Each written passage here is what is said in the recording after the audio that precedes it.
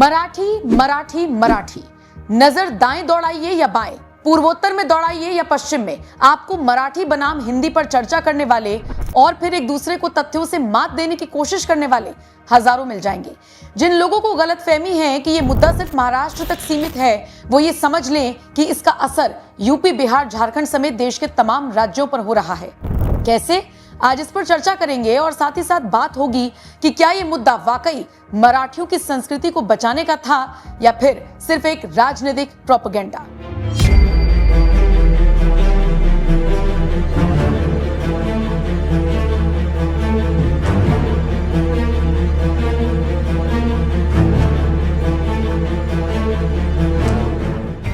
नमस्कार, बहुत बहुत स्वागत है आपका। आप देख रहे हैं एनएमएफ न्यूज की खास पेशकश अधूरा सच एक्सपोज और मैं हूं आपके साथ नम्रता। एक लंबे वक्त बाद आपके लिए ये स्पेशल रिपोर्ट तैयार की तो सोचा क्यों ना सबसे हाईलाइटेड मुद्दा उठाऊं और इसके सच से आपको रूबरू कराऊं।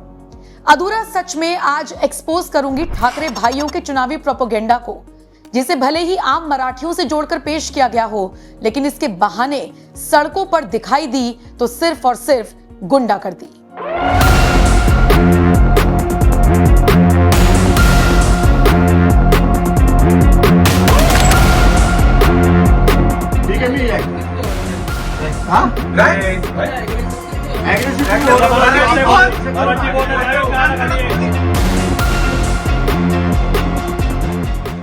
एक, दो, तीन, चार गिनते जाइए, क्योंकि मराठी न बोलने पर पिटाई वाले वीडियोस एक एक करके वायरल हो रही हैं। जो पिटाई नहीं कर पा रहे वो बदतमीजी पर उतारू हो रहे हैं। मराठी के ठेकेदार बनने वाले ज्यादा राज ठाकरे की पार्टी एमएनएस यानी मनसे के कार्यकर्ता निकल रही हैं। खुद राज ठाकरे कह रहे हैं कि जो ज्यादा नाटक करे उसके कान के नीचे बजा दो, लेकिन अगली बार वीडियो मत बनाना। 20 साल बाद दोनों भाई एक मंच पर आए तो भी मराठी मराठी और मराठी का ही जिक्र करते दिखे।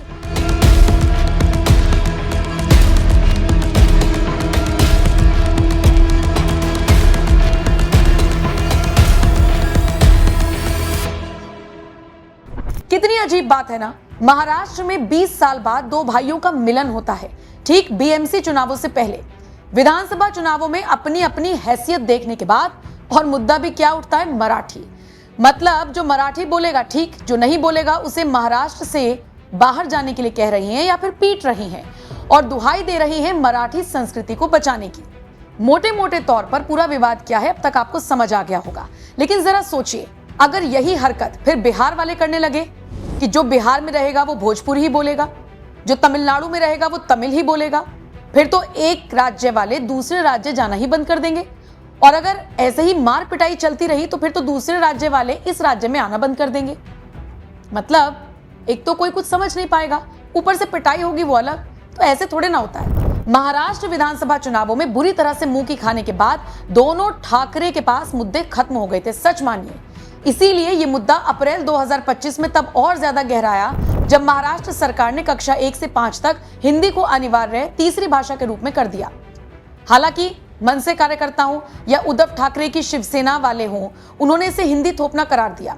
अगर हिंदी बोलना मराठी के अस्तित्व के लिए इतना ही बड़ा खतरा होता ना, तो या फिर बीजेपी अगर मराठी की दुश्मन होती ना, तो यही मराठी महायुति को प्रचंड जीत न दिलाते। मराठी संस्कृति पर खतरे से ज्यादा ही राज ठाकरे और उद्धव ठाकरे के राजनीतिक प्रोपेगेंडा की तरफ इशारा करता है। मैं आज इस रिपोर्ट में आपको कुछ लोगों के बयान बताती हूं। आपके सामने तस्वीर क्लियर हो जाएगी।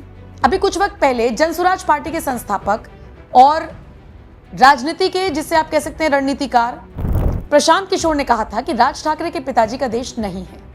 कोई भी अपने घर में बैठकर कुछ भी कह सकता है। अपने घर में काम करने वाले को थप्पड़ मारना बहादुरी नहीं है। अगर दोनों भाई एक साथ आ भी जाएं तो क्या कर लेंगे। प्रशांत किशोर का यह बयान राज ठाकरे की मराठी भाषा की आड़ में हिंसा को बढ़ावा देने की रणनीति पर सवाल उठाता है।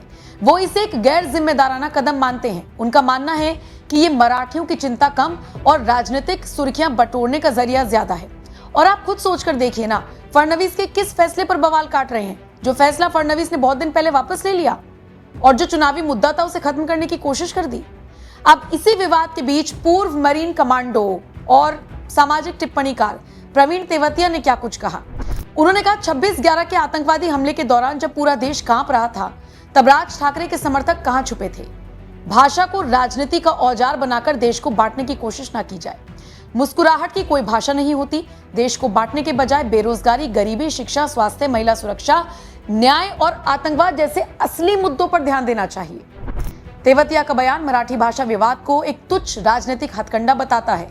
वो इसे राष्ट्रीय एकता के लिए खतरा मानते हैं और सुझाते हैं कि मराठियों की असली समस्याओं जैसे अनएम्प्लॉयमेंट है या एजुकेशन है, उस पर ध्यान देना चाहिए, ना कि भाषा को लेकर हिंसा भड़काने पर।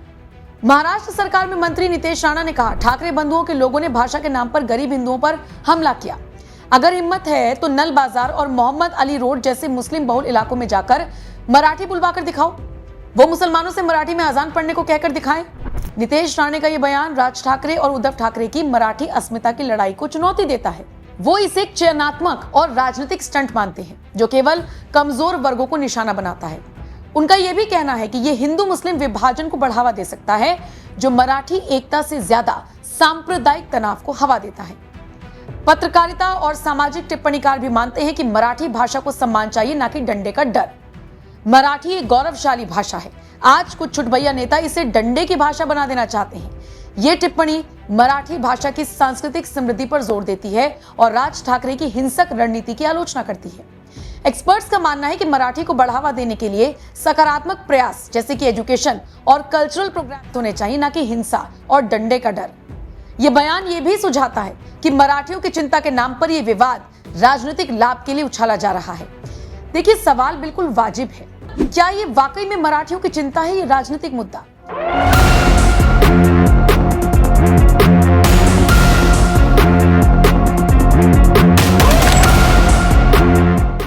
कुछ एक्सपर्ट्स और समर्थक जैसे संदीप देशपांडे मानते हैं कि मराठी भाषा पर खतरा है, उसकी संस्कृति पर खतरा है, खासकर केंद्र सरकार की 3 भाषा नीति के कारण, जिससे वो मराठी को हाशिए पर धकेलने की साजिश मानते हैं। राज ठाकरे ने भी दावा किया है कि मराठी जनाक्रोश के कारण सरकार को नीति वापस लेनी पड़ी, जो मराठियों की भावनाओं को दर्शाता है। सोचिए, फडणवीस ने यह फैसला वापस ले लिया तो भी ये मराठी मराठी चिल्ला रहे हैं। वैसे ज्यादातर एक्सपर्ट्स या फिर रणनीतिकार, जैसे आप प्रशांत किशोर को देख लीजिए, प्रवीण तेवतिया, नितेश राणे, इसे राजनीतिक रणनीति के तहत ही देख रहे हैं। राज ठाकरे की मनसे का वोट शेयर 2024 के विधानसभा चुनाव में केवल 1.6% था और उनकी पार्टी केवल एक विधायक जीत सकी। मतलब मराठी अस्मिता का मुद्दा उनकी खोई हुई राजनीतिक जमीन वापस पाने का प्रयास ही है, खासकर आगामी बीएमसी चुनावों के मद्देनजर। उद्धव ठाकरे के साथ उनकी एकता को भी 20 साल बाद एक रणनीतिक गठबंधन के तौर पर ही देखा जा रहा है। हाँ, मनसे के अंदर से आवाज बुलंद जरूर हो रही है कि मराठी अस्मिता को लेकर राज ठाकरे के प्रयास सही हैं। हालांकि उद्धव ठाकरे भी बैकफुट पर नजर आ रहे हैं, लेकिन राज ठाकरे की पार्टी के नेता नहीं मान रहे हैं। बाकी देशपांडे इसे मराठियों की सांस्कृतिक पहचान की रक्षा का प्रयास मानते हैं, क्यों, कैसे, कब, पता नहीं। हालांकि ये बयान पक्षपातपूर्ण है, साफ नजर आता है और हिंसा के आरोपों को संबोधित नहीं करता, जिससे ये भी सवाल उठता है कि क्या ये वाकई मराठियों की चिंता है या पार्टी की छवि चमकाने का प्रयास। अप्रैल 2025 में शुरू हुए विवाद में मनसे कार्यकर्ताओं द्वारा हिंदी भाषी दुकानदारों को बैंक कर्मचारियों के साथ मारपीट करना, ये घटनाएं दर्ज हुई, जिनके वीडियो वायरल हुए। राज ठाकरे ने पहले आंदोलन को बढ़ावा दिया और उसके बाद देवेंद्र फडणवीस ने जैसे सख्त रुख अपनाया, सुप्रीम कोर्ट में याचिका दायर होने के बाद इसे वापस लिया। जुलाई 2025 में राज ठाकरे उद्धव ठाकरे ने फिर से एक विजय रैली करके इस मुद्दे को फिर से हवा दी थी। बहरहाल एक्सपर्ट्स की राय से स्पष्ट है, मराठी भाषा विवाद में सांस्कृतिक चिंता का एक पहलू तो है, लेकिन इसका ज्यादातर हिस्सा राजनीतिक लाभ के लिए उछाला जा रहा है। और कौन सी संस्कृति खतरे में, मुझे यह समझ नहीं आता। आपको 2, 4, 6, 8, 10 भाषाओं का ज्ञान हो जाएगा तो आप बेवकूफ हो जाएंगे, अपनी पुरानी भाषा को भूल जाएंगे, अपनी मातृभाषा को भूल जाएंगे, नुकसान हो जाएगा। अरे ज्ञानी कहलाएंगे आप। राज ठाकरे की आक्रामक बयानबाजी और हिंसा को बढ़ावा देने की रणनीति को एक्सपर्ट्स देश को बांटने वाला और गैर जिम्मेदाराना मान रही हैं।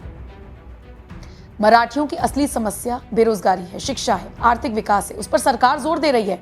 विपक्ष को भी जोर देना चाहिए, ना कि भाषा को लेकर हिंसक विवाद खड़ा करने की जरूरत है, या फिर ये कहने की कि कान के नीचे बजा दो लेकिन वीडियो मत बनाना। ठाकरे ब्रदर्स और मराठी बनाम हिंदी क्यों? राज ठाकरे की कमजोर राजनीतिक स्थिति। 2024 के महाराष्ट्र विधानसभा चुनाव में मनसे का वोट शेयर 1.6 था, मैंने आपको ऊपर भी ये बात बताई, और पार्टी सिर्फ 1 सीट जीत सकी। राज ठाकरे की मनसे को अपनी खोई हुई राजनीतिक जमीन वापस पानी है, इसीलिए वो एक भावनात्मक मुद्दे को ढूंढ रहे थे। मराठी भाषा और अस्मिता का मुद्दा उठाकर मुंबई और ठाणे जैसे क्षेत्रों में बीएमसी चुनाव से पहले समर्थन जुटाने की कोशिश है। ये विवाद मराठियों की चिंता से ज्यादा राज ठाकरे की राजनीतिक प्रासंगिकता बनाए रखने का प्रयास है। ठाकरे भाइयों का 20 साल बाद एकजुट होना। अप्रैल 2025 में हिंदी को तीसरी भाषा के रूप में अनिवार्य करने के फैसले के विरोध में राज और उद्धव ठाकरे ने 20 साल बाद एक मंच साझा किया। 5 जुलाई 2025 को मुंबई में उनकी विजय रैली हुई। दोनों ठाकरे भाइयों का एकजुट होना मराठी वोट बैंक को एक करने और बीजेपी शिंदे गठबंधन के खिलाफ रणनीति बनाने का प्रयास है। उन्हें लगता है यह गठबंधन बीएमसी चुनावों में उनकी स्थिति को मजबूत कर सकता है। भाषा विवाद ने ठाकरे भाइयों को राजनीतिक रूप से फिर से प्रासंगिक होने का मौका दिया, जो मराठी अस्मिता से ज्यादा उनकी सियासी महत्वाकांक्षा को दर्शाता है। हिंसा का उपयोग और राजनीतिक बयानबाजी। मन से कार्यकर्ताओं ने हिंदी भाषी दुकानदारों और बैंक कर्मचारियों पर हमले किए, जिनके वीडियो वायरल हुए। राज ठाकरे ने कथित तौर पर कहा, मारो लेकिन वीडियो मत बनाओ। विशेषज्ञों जैसे प्रशांत किशोर और प्रवीण तेवतिया ने इसे हिंसा को बढ़ावा देने वाला और गैर जिम्मेदाराना कदम बताया। वो इसे मराठियों की चिंता कम और वोट बैंक की राजनीति ज्यादा मानते हैं। हिंसा और भड़काऊ बयानबाजी का इस्तेमाल मराठी अस्मिता की रक्षा के लिए नहीं, बल्कि मीडिया का ध्यान खींचने और गैर मराठी समुदाय के खिलाफ भावनाएं भड़काने के लिए किया गया। बीजेपी पर दोहरा रवैया का आरोप। बीजेपी सांसद निशिकांत दुबे ने राज ठाकरे को चुनौती दी कि महाराष्ट्र से बाहर जाकर हिंदी भाषियों को निशाना बनाए, जिसे उद्धव ठाकरे ने फूट डालो राज करो की नीति करार दिया। समाजवादी पार्टी के नेता अबू आजमी और कांग्रेस विधायक ज्योति गायकवाड़ ने भी बीजेपी पर आरोप लगाए कि वो इस विवाद को बिहार चुनाव के लिए भुनाने की कोशिश कर रही है। मतलब आप करो तो सब ठीक, दूसरा कुछ बोल दे तो वो चुनाव में मुद्दे को भुना रहा है। विवाद का समय और बीएमसी चुनाव, ये देखिए आप। ये विवाद अप्रैल 2025 में शुरू हुआ, जब हिंदी को तीसरी भाषा के रूप में अनिवार्य किया गया। जुलाई 2025 में फिर से गरमाया, जो बीएमसी चुनावों के करीब है। एक्सपर्ट्स का मानना है कि मनसे और शिवसेना उद्धव गुट इस मुद्दे को बीएमसी चुनावों में मराठी वोटर्स को लुभाने के लिए इस्तेमाल कर रही हैं। विवाद का समय और उसकी तीव्रता भी देखिए। बीएमसी चुनावों से पहले मराठी वोटर्स को प्रभावित करने की रणनीति को दर्शाता है, जो इसे राजनीतिक बनाता है। मराठी अस्मिता की आड़ में दूसरे मुद्दों से ध्यान भटकाना। विशेषज्ञ प्रवीण तेवतिया कहते हैं कि भाषा विवाद के बजाय बेरोजगारी, शिक्षा और स्वास्थ्य जैसे असली मुद्दों पर ध्यान देना चाहिए। महाराष्ट्र में मराठियों की आर्थिक और सामाजिक समस्याएं जैसे अनएम्प्लॉयमेंट, रिजर्वेशन इश्यूज जटिल हैं, लेकिन भाषा विवाद को उठाकर इनसे ध्यान हटाया जा रहा है। मराठी भाषा का मुद्दा उठाकर राज ठाकरे और अन्य नेता मराठियों की वास्तविकता समस्याओं से ध्यान भटकाकर भावनात्मक राजनीति कर रही है। बहरहाल मराठी चिल्लाना, हिंसा करना, कान के नीचे बजाना जैसी बात करना, लेकिन वीडियो मत बनाना कहना सिर्फ और सिर्फ चुनावी प्रोपेगेंडा है। मराठियों के लिए किसी तरह की कोई हमदर्दी नहीं है। हमदर्दी हो तो मुझे बताइए। मुझे यह भी बताइएगा कमेंट करके कि राज ठाकरे ने आज तक अपने दम पर मराठियों के लिए किया ही क्या है। हैरान मत होइएगा अगर राज अपने चुनावी फायदे को उठाकर उद्धव को ही धोखा देकर भाग जाए, और इन चुनावों के बाद क्या होगा, यह भी देखने वाली बात होगी।